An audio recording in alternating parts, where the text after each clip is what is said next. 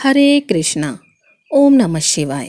प्रिय भक्तों, स्वागत है आपका मेरे YouTube चैनल पूजा पाठ में।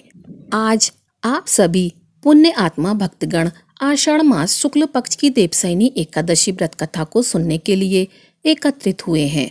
जो लोग देवशयनी एकादशी का व्रत करते हैं और जिन लोगों ने व्रत नहीं भी रखा है, उन्हें भी इस दिन एकादशी व्रत कथा को सुनने मात्र से जाने अनजाने में किए गए समस्त पापों से मुक्ति मिलती है। यह एकादशी बड़े बड़े पापों का नाश करने वाली और बड़ा ही पुण्य प्रदान करने वाली है। जो भी इस दिव्य ज्ञान से भरी कथा को सुन रहे हैं, उनके जीवन से दरिद्रता मिटे, दुख कटे और प्रभु श्री हरि विष्णु और माँ लक्ष्मी जी का विशेष आशीर्वाद प्राप्त हो। हस्तिनापुर की पावन धरा पर एक बार फिर वही अलौकिक दृश्य उदित हुआ, जब स्वयं योगेश्वर भगवान श्री कृष्ण अपने नीलकमल से चरण रखते हुए राजसभा की ओर अग्रसर हुए। उनके आते ही जैसे संपूर्ण सभा दिव्य तेज से अलौकिक हो उठी। ऋषिगण, मुनिजन और वीर राजपुरुष सभी भाव विभोर होकर प्रणाम मुद्रा में खड़े हो गए। पांचों पांडवों ने पुष्प, चंदन, अक्षत और चंपक की मालाओं से उनका पूजन किया। धर्मराज युधिष्ठिर ने श्री कृष्ण जी के चरणों में शीश नवाते हुए मधुर वचनों से भगवान का स्वागत किया। वे बोले, हे माधव, आपके चरण कमलों से यह धरती धन्य हो जाती है। आपका दर्शन ही इस युग में मोक्ष का द्वार खोल देता है।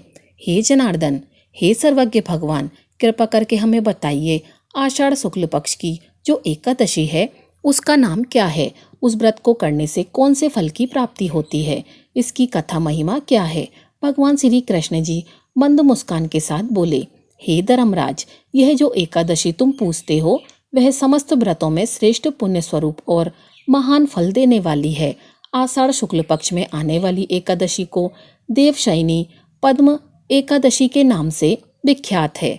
यह वही तिथि है जब भगवान विष्णु क्षर सागर में योग निद्रा में शयन करते हैं और इस दिन से ही चातुर्मास आरंभ हो जाता है।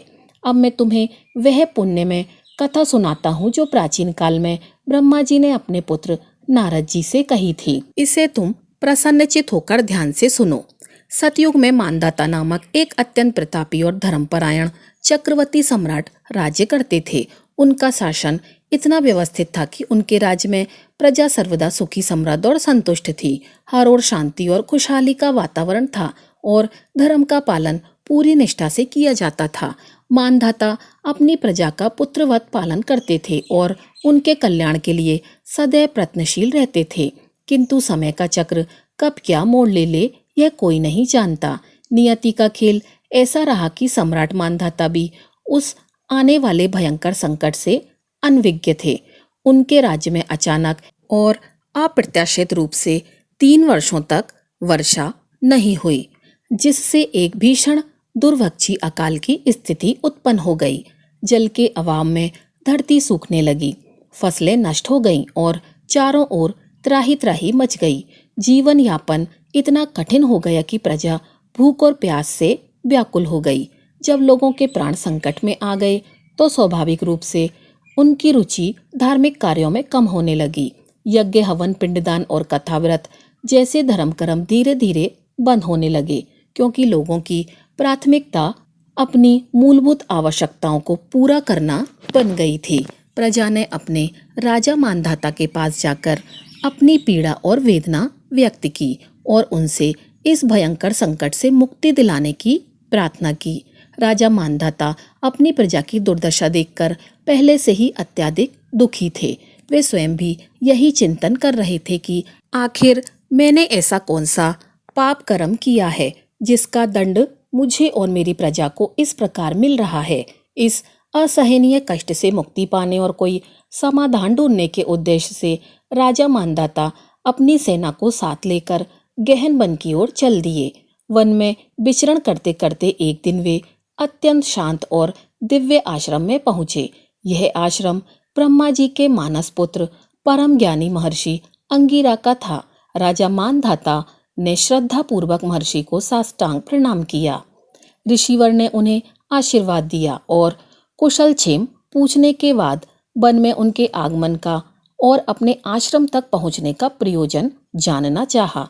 तब राजा मानधाता ने हाथ जोड़कर विनयपूर्वक कहा, हे महात्मन, मैं सदा से ही धर्म का पालन करता आया हूँ। अपनी प्रजा के कल्याण के लिए हर संभव प्रयास करता हूँ। इसके बावजूद मेरे राज्य में यह भयंकर दुर्भिक्ष आया है। मेरी प्रजा अत्यंत दुखी है। कृपया करके मुझे इसका कारण और इससे मुक्ति का उपाय बताइए। महर्षि अंगिरा ने ध्यानपूर्वक राजा की बात सुनी और फिर बोले, हे राजन, यह सतयुग सभी युगों में उत्तम है। इस युग में धर्म अपने चारों चरणों में पूर्ण रूप से व्याप्त रहता है। यहाँ तक कि एक छोटा सा पाप भी इस युग में अत्यंत भयंकर दंड का कारण बन सकता है। उन्होंने कहा, इस युग में ब्राह्मणों के अतिरिक्त किसी अन्य वर्ण को तपस्या करने का अधिकार नहीं है, परंतु आपके राज्य में एक शूद्र तपस्या कर रहा है। यही कारण है कि आपके राज्य में वर्षा नहीं हो रही है और दुर्भिक्ष की स्थिति उत्पन्न हुई है। जब तक वह शूद्र तपस्वी अपनी देह नहीं त्यागता, तब तक वह अकाल शांत नहीं होता। इस अकाल की शांति उसे मृत्युदंड देने से ही संभव है। किंतु राजा मानधाता का हृदय अत्यंत कोमल और न्यायप्रिय था। वे एक निरपराध व्यक्ति को मृत्युदंड देने के लिए तैयार नहीं हुए। उन्होंने कहा, हे ऋषिवर, मैं एक निरपराध तपस्वी को मार दूं, यह बात मेरा मन स्वीकार नहीं कर रहा है। कृपा करके आप मुझे कोई और उपाय बताइए। राजा की धर्मपरायणता और करुणा को देखकर महर्षि अंगिरा प्रसन्न हुए। उन्होंने कहा, हे राजन, यदि आप उस शूद्र तपस्वी को मारना नहीं चाहते तो मैं आपको एक अन्य उपाय बताता हूँ। आप आषाढ़ माह के शुक्ल पक्ष की एकादशी का विधि पूर्वक व्रत करें। इस व्रत के प्रभाव से अवश्य ही मूसलाधार वर्षा होगी और आपके राज्य का कष्ट दूर हो जाएगा।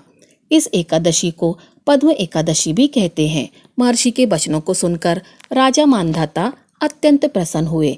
वे तुरंत अपनी राजधानी लौट आए और उन्होंने अपनी समस्त प्रजा, जिसमें ब्राह्मण, क्षत्रिय, वैश्य और शूद्र चारों वर्णों के लोग शामिल थे, उनके साथ मिलकर महर्षि अंगिरा द्वारा बताए गए विधि विधान से देवशयनी एकादशी का व्रत किया।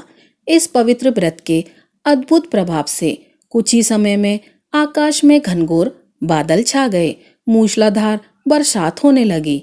धरती हरी भरी हो गई। सूखे खेत फिर से लहलहाने लगे और देखते ही देखते पूरा राज्य धन्य धान से परिपूर्ण हो गया। प्रजा की सारी पीड़ाएं दूर हो गईं और वे फिर से सुख समृद्धि से जीवन यापन करने लगे। इस प्रकार देवशयनी एकादशी व्रत ने राजा मानधाता और उनकी प्रजा को घोर अकाल से मुक्ति दिलाई। तो प्रिय भक्तों, देवशयनी एकादशी के महत्व को समझने के लिए हमें एक और महत्वपूर्ण पौराणिक कथा को जानना होगा, जो विष्णु के शयन काल और चातुर्मास के आरंभ से सीधे जुड़ी हुई है। यह कथा है भगवान विष्णु के वामन अवतार और दानवीर दैत्यराज बलि की। पौराणिक ग्रंथों के अनुसार एक समय ऐसा था जब दैत्यराज बलि तप और पराक्रम से इतने शक्तिशाली हो गए थे कि उन्होंने इंद्रलोक सहित तीनों लोकों पर अधिकार प्राप्त कर लिया था। वे अत्यंत धर्मपरायण और दानशील भी थे, परंतु उनके बढ़ते हुए प्रभाव से देवक चिंतित हो उठे। देवों की प्रार्थना पर भगवान विष्णु ने सृष्टि में संतुलन स्थापित करने के लिए एक अद्भुत लीला रची। भगवान विष्णु ने एक छोटे तेजस्वी वामन ब्राह्मण बालक का रूप धारण किया और राजा बलि द्वारा आयोजित किए जा रहे विश्वजीत यज्ञ में पहुंचे। बलि दानवीरता के लिए प्रसिद्ध थे। उन्होंने वामन से कुछ भी मांगने को कहा। वामन ने अत्यंत नम्रता पूर्वक केवल 3 पग भूमि की याचना की। बलि के गुरु शुक्राचार्य, जो त्रिकालदर्शी थे, उन्होंने तुरंत पहचान लिया कि यह कोई साधारण बालक नहीं, स्वयं भगवान विष्णु है। उन्होंने बलि को इस दान से रोकने का प्रयास किया, परंतु बलि वचन से हटना नहीं चाहते थे। उन्होंने गुरु की चेतावनी को दरकिनार करते हुए वामन को 3 पग भूमि दान में देने का संकल्प ले लिया। जैसे ही बलि ने संकल्प किया, भगवान वामन ने अपना विराट रूप धारण कर लिया। उनका शरीर इतना विशाल हो गया कि उन्होंने पूरे ब्रह्मांड को अपने में समा लिया। पहले पग में भगवान ने अपने विशाल देह से संपूर्ण पृथ्वी, आकाश और समस्त दिशाओं को माप लिया। कोई कल्पना भी नहीं कर सकता था कि एक छोटा सा ब्राह्मण बालक इतना विशाल रूप धारण कर सकता है। दूसरे पग में उन्होंने संपूर्ण स्वर्गलोक और अन्य सभी लोकों को भी नाप लिया। अब तीनों लोकों में से कोई भी स्थान शेष नहीं बचा था जहां भगवान अपना तीसरा पग रख सकें। जब तीसरे पग के लिए कोई स्थान नहीं बचा, तब भगवान वामन ने राजा बलि से पूछा, हे बलि, मैंने अपने 2 पगों से समस्त सृष्टि को माप लिया है। अब तीसरे पग के लिए तुम मुझे कहाँ स्थान दोगे? राजा बलि, जो अपने वचन के पक्के थे और भगवान की लीला को समझ चुके थे, उन्होंने बिना किसी संकोच के हाथ जोड़कर कहा, हे प्रभु, अब मेरे पास कुछ भी शेष नहीं है। यदि आप मेरे दान से प्रसन्न हैं तो कृपा करके अपना तीसरा पग मेरे मस्तक पर रखिए।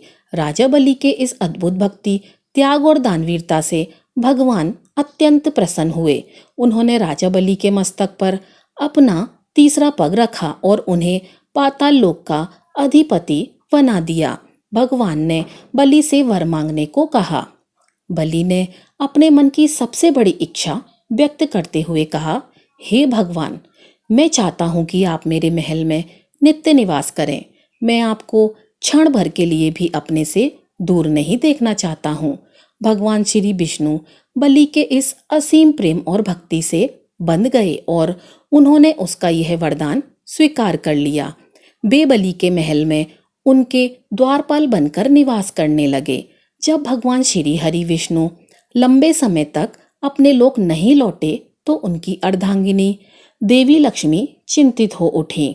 नारद जी से भगवान के पाताल लोक में निवास करने की बात जानकर देवी लक्ष्मी राजा बलि के पास पहुंची।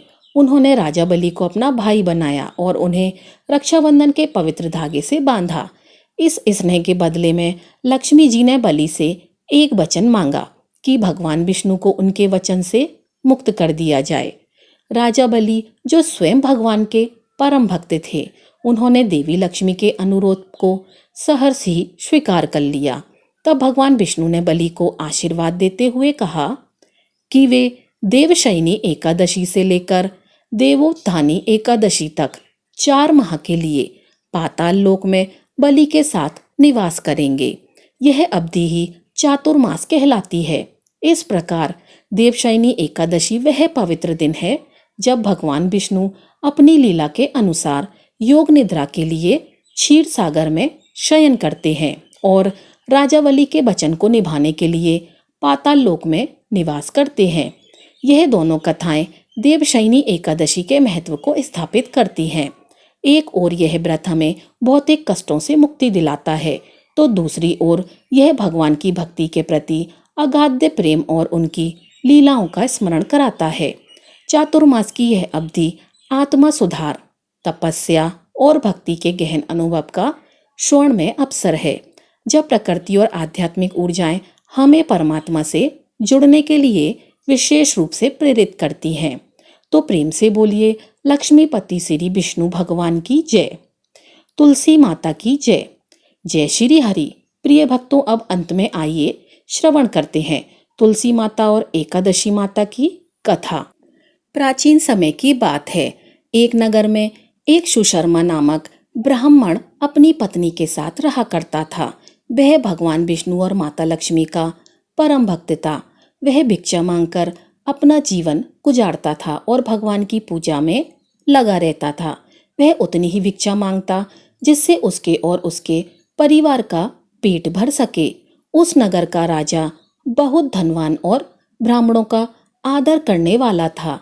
राजा किसी भी ब्राह्मण को अपने महल से खाली हाथ नहीं जाने देता। दूर दूर से ब्राह्मण राजा के पास आते और मुंह मांगा दान लेकर आशीर्वाद देते हुए चले जाते। एक दिन ब्राह्मण की पत्नी ने ब्राह्मण से कहा कि हे पतिदेव, दूर दूर के ब्राह्मण राजा से मनचाहा दान लेकर जाते हैं और आप यहीं के रहने वाले हैं, परंतु एक भी दिन राजा के पास नहीं गए। यदि आपने ऐसा किया तो जन्म भर कंगाली ही रहेगी। अतः मैं कहती हूँ कि आप जाओ और राजा से कुछ मांग कर लाओ। ब्राह्मण ने अपनी पत्नी को समझाते हुए कहा, हे भद्रे, तुम बावरी हो गई हो। हमें धन की क्या आवश्यकता है? हमें इतना तो मिल ही जाता है जिससे हम अपने पेट को भर सकें। और राजा का धन अच्छा नहीं होता, वह हमें नहीं लेना चाहिए। ब्राह्मण की पत्नी जिद पर अड़ गई और बोली, मैं आपकी एक भी बात नहीं सुनने वाली हूँ। कब तक हम कंगाली में जीते रहेंगे?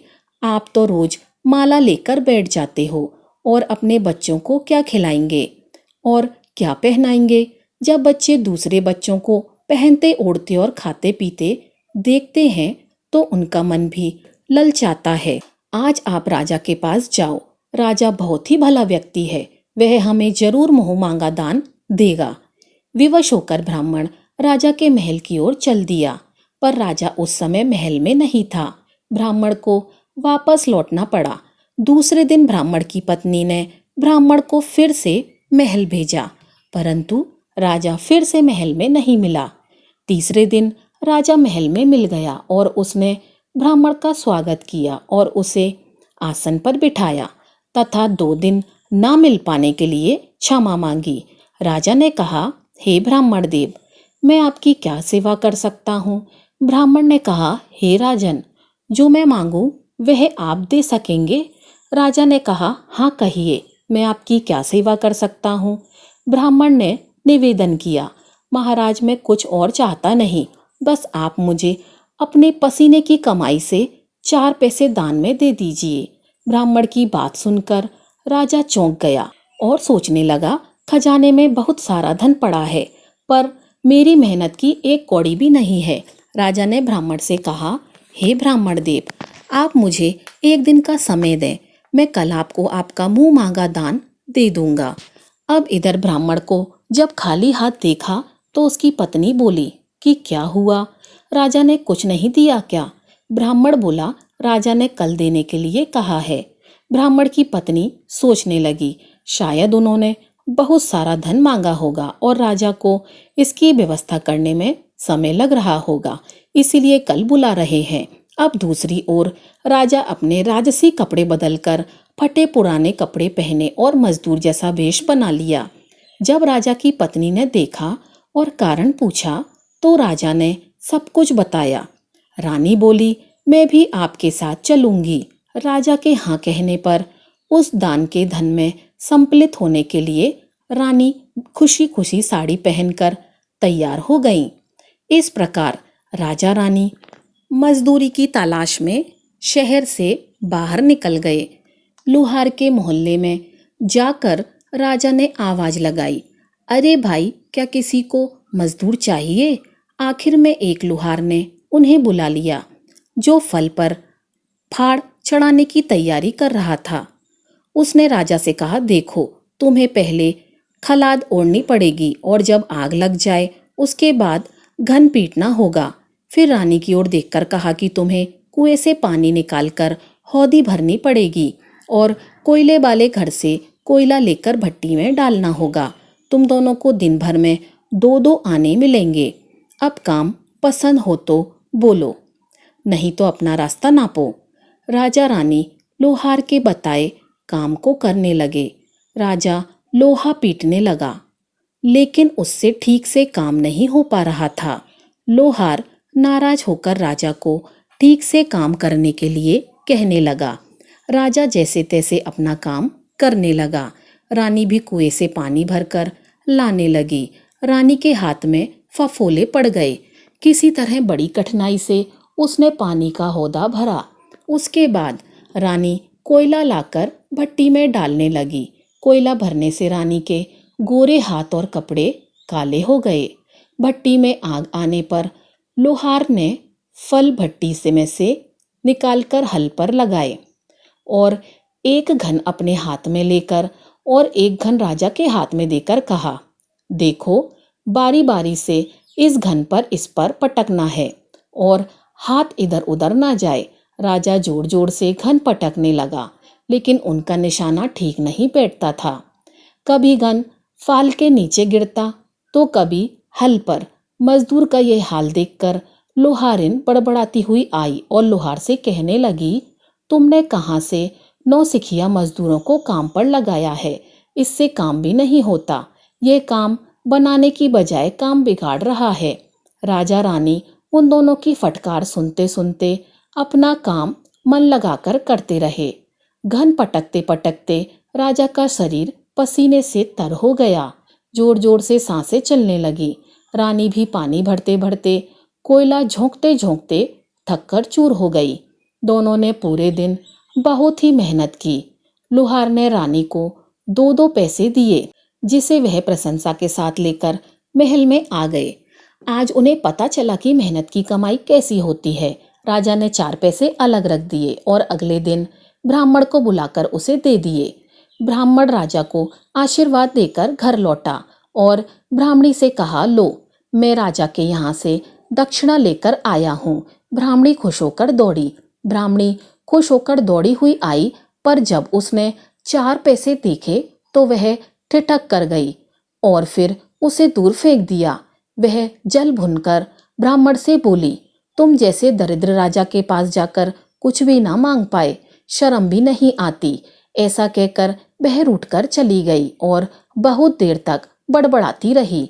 ब्राह्मण ने उस 4 पैसे को उठाकर एकादशी के दिन तुलसी घर के पास रख दिया और सोचा, जब ब्राह्मणी शांत हो जाएगी तो जरूरत पड़ने पर उठा लेगी। परंतु कई दिनों तक पैसे वहीं रखे रहे और ब्राह्मण द्वारा चढ़ाए गए फूल उस पर गिरकर मिट्टी में दब गए। ब्राह्मण और ब्राह्मणी दोनों ही उस सिक्के के बारे में भूल गए। कुछ दिनों बाद तुलसी घर में 4 पौधे उगे। चारों पौधे बहुत ही सुंदर थे। यह देखकर ब्राह्मणी रोज उनमें पानी डालती। 4 महीने बाद पौधे बड़े बड़े हो गए और माता लक्ष्मी की कृपा से उनमें फूल लगने लगे। फूल सूखने पर इससे मोती झड़ने लगे। ब्राह्मण और ब्राह्मणी के जीवन में कभी भी मोती नहीं देखे थे। वह समझे कि कोई बीज है। हर रोज कई फूल झड़ते और बहुत मोती पूरे तुलसी घर में बिखर जाते। ब्राह्मणी उन मोतियों को समेटकर घर के कोने में डाल देती। इस तरह वहां मोतियों का ढेर लग गया। एक दिन एक सब्जी वाली आई। ब्राह्मणी को सब्जी लेनी थी, पर उसके पास पैसे नहीं थे। उसने जब सब्जी वाली से कहा कि हे बहन, क्या तुम इन चमकदार चीज के बदले सब्जी दे सकती हो? सब्जी वाली ने देखा तो वह पहचान गई कि यह तो मोती हैं। उसने खुशी खुशी ब्राह्मणी को उन मोतियों के बदले उसकी मनपसंद सब्जियां दे दी। अब से हर रोज ऐसा होने लगा। ब्राह्मणी और सब्जी वाली दोनों खुश थे। सब्जी वाली यह सोचकर खुश थी कि मुझे 1 पैसे की तरकारी के बदले हजारों का माल मिलता है, और ब्राह्मणी यह सोचकर खुश थी कि इन मामूली बीजों के बदले उसे सब्जी मिल जाती है। इस प्रकार कई महीने बीत गए। इधर राजमहल में कई राजहंस थे जो मोती चुगा करते थे। राजा का यह नियम था कि जब राजहंस मोती चुगते थे उसके बाद ही राजा और उसका परिवार भोजन करते थे। एक समय राजा का सारा धन उन मोतियों को दान देने में खर्च हो गया। अब राजा को मोती खरीदने के लिए पैसे तक नहीं बचे। यह खबर पूरे नगर में फैल गई। ब्राह्मण और ब्राह्मणी को जब यह पता चला तो उसने यही विचार किया कि राजा बहुत दानी और नेक दिल का है। उसने अपना सब कुछ दान कर दिया, यहाँ तक कि शायद उसके पास खाने को भी कुछ नहीं है। ऐसी हालत में हमें उन लोगों की सहायता करनी चाहिए। एकादशी का व्रत था। ब्राह्मण ने व्रत धारण किया हुआ था। उस दिन ब्राह्मण ने ब्राह्मणी से कहा, अगर तुम कहो तो उसमें से कुछ बीज राजा को दे दूं। ब्राह्मणी कहती है कि इससे सब्जी और खाने की चीजें मिलती हैं। मैं रोज इसके बदले सौदा किया करती हूँ। ऐसा कहकर ब्राह्मणी एक टोकरी बीज भरकर लाई और ब्राह्मण राजा के पास पहुंचा और उसे वह मोती दान में दे दिए और राजा को सारी बात बताई। राजा उन मोतियों को देखकर चौंक गया। उसने मोती राजहंस को दिए। राजहंस उन्हें चुगने लगे। यह देखकर राजा ने ब्राह्मण से कहा, हे ब्राह्मण देव, एक एक मोती सैकड़ों रुपये का होता है। सच बताइए, आपके पास इतने मोती कहाँ से आए? ब्राह्मण बोला, महाराज, ऐसे बीज तो हमारे घर पर बहुत हैं। और राजा को पूरी बात बताई। राजा अपने मंत्रियों के साथ ब्राह्मण के घर पहुंचे और उन चारों पेड़ों को देखा तो वह 4 पेड़ कुछ और नहीं, तुलसी के थे। तुलसी के पेड़ में मोती झड़ रहे थे। जब राजा ने गहनता से इस बात की पूछताछ की तो उन सिक्कों वाली बात सामने आई। जब तुलसी के पेड़ को देखा तो उसकी जड़ के पास वही सिक्के चिपके हुए थे। अब ब्राह्मण ब्राह्मणी को पता चला कि उनके पास तो करोड़ों की दौलत है, जिसे वह साधारण भी समझते थे। ब्राह्मण ने सोचा कि मेरे लिए किस काम का है। ऐसा सोचकर ब्राह्मण ने सारे मोती राजा को दान में दिए। यह सारा वृत्तांत क्षर सागर में बैठे भगवान विष्णु और माता लक्ष्मी देख रहे थे। भगवान विष्णु ने कहा, हे लक्ष्मी, आपने देखा, तुलसी, लक्ष्मी और मेरी पूजा करने से उस ब्राह्मण को कितना पुण्य फल मिला। अब उसे और उसके परिवार को अंत में वैकुंठ की प्राप्ति होगी।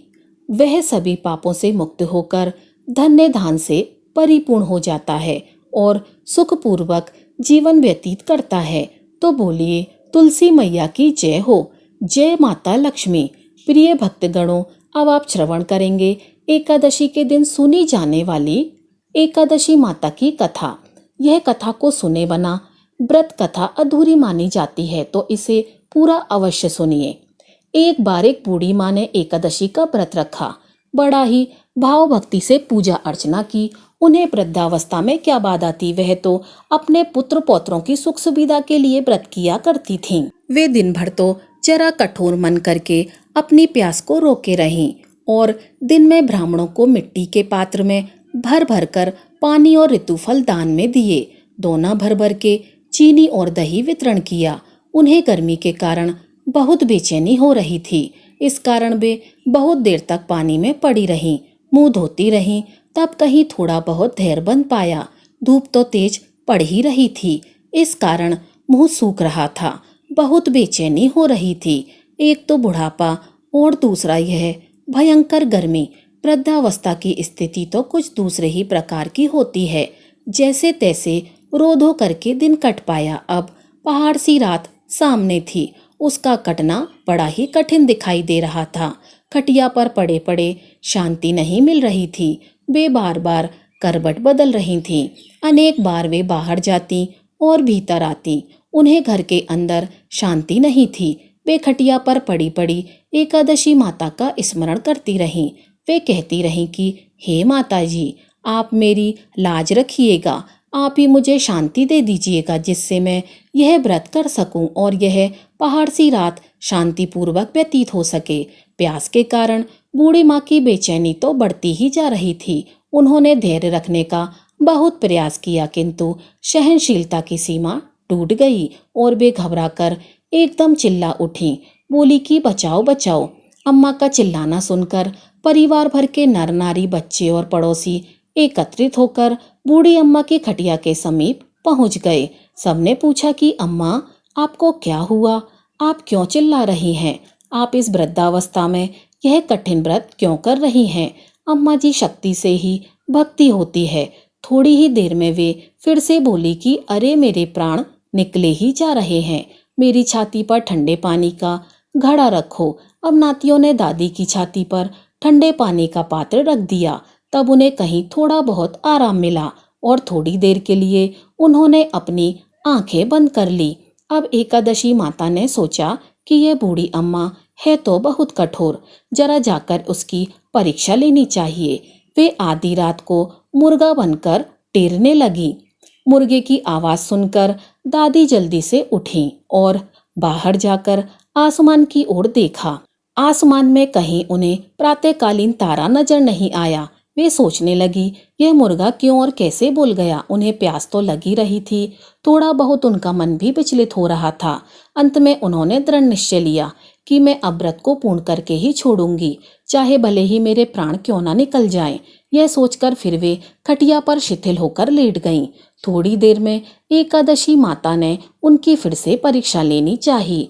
एक छोटी सी बालिका एक गिलास में शरबत लेकर उनके सिरहाने पर आकर खड़ी हो गई और जोर से बोली, दादी जी सवेरा हो गया है, आप हाथ मुंह धोकर शरबत पी लीजिए। पहले तो शरबत का गिलास देखकर उनका मन मचल उठा, किंतु अचानक व्रत का स्मरण हो आया और उन्होंने सोचा कि मैं किसी भी प्रकार से अभी शरबत नहीं पी सकती हूँ, और वे शांतिपूर्वक अपनी खटिया पर लेट गईं। फिर थोड़ी ही देर में उन्हें ऐसा लगा जैसे किसी ने उन्हें पानी के कुएं में पटक दिया हो। वे बड़ी देर तक हाथ पैर चलाती रहीं, किंतु उन्होंने अपने मुंह में एक बूंद भी पानी जाने नहीं दिया। वे दृढ़तापूर्वक अपना व्रत पालन करती रहीं। थोड़ी देर में न जाने कहाँ से सामने आग जलने लगी, जिससे भारी गर्मी बढ़ने लगी। प्यास के कारण प्राण निकलने लगे, किंतु बूढ़ी अम्मा का कुछ भी नहीं बिगड़ पाया। वे जहाँ की तहाँ मुस्कुराती हुई बैठी रहीं। थोड़ी ही देर में बाहर से प्रकाश दिखाई देने लगा। ऐसा लगा जैसे सवेरा हो गया हो। बूढ़ी अम्मा ने जब बाहर निकलकर देखा तो समझ गईं, अभी सवेरा होने में 3-4 घंटे की देरी है। यह जानकर वे शांतिपूर्वक इधर उधर घूमने लगी। फिर एकादशी माता यह बात अच्छी तरह से समझ गईं कि यह बूढ़ी अम्मा किसी भी प्रकार से अपने व्रत से नहीं टल सकती है। वे उनके सत्य व्रत को अच्छी तरह से समझ गईं। अब सवेरा होते ही बूढ़ी माता ने स्नान किया, भगवान का पूजा पाठ किया, एकादशी की कथा सुनी, ब्राह्मणों को दक्षिणा देकर भोजन कराया। तब कहीं उन्होंने व्रत का पारण करके जल ग्रहण किया। कन्याओं को भोज कराने के बाद अम्मा ने स्वयं भोजन किया। उस श्रेष्ठ व्रत के प्रभाव से बूढ़ी अम्मा की आयु में वृद्धि हो गई। उनका घर परिवार हरा भरा हो गया। अब उनको कोई अभाव न रहा। वे हर तरह से सुख साधनों से संपन्न हो गईं। नाती नातिन से उनका घर भर गया और वे उसी दिन से 12 महीने की एकादशी का व्रत करने लगी। एकादशी माता के व्रत के प्रताप से इस संसार में हर प्रकार के सुख भोग कर अंत में वह वैकुंठ धाम को चली गईं। जैसे एकादशी माता ने बूढ़ी माता और उनके परिवार को हरा भरा किया, ऐसे ही एकादशी माता हम सभी की मनोकामनाओं को पूर्ण करें। बोलिए श्री लक्ष्मी नारायण भगवान की जय। तो प्रिय भक्तों, यह थी हमारी आज की कथा। अगर आपको कथा अच्छी लगी हो तो वीडियो को लाइक कीजिएगा और चैनल को सब्सक्राइब कीजिएगा। आपका दिन शुभ हो।